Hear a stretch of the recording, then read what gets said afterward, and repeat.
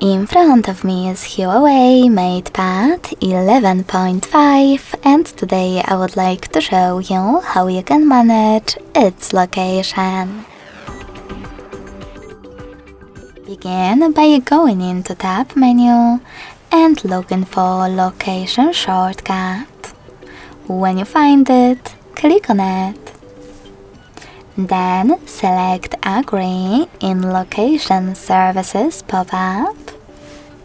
And when I go back, as you can see, location is now on. If you want to switch it off, just click on the same No Blue shortcut. You can also go into Devices Settings and look for Location section over here.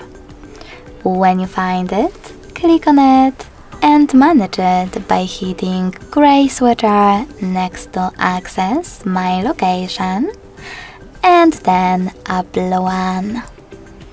Thanks so much for watching. If you enjoyed this video, don't forget to leave a like, comment and subscribe. Bye!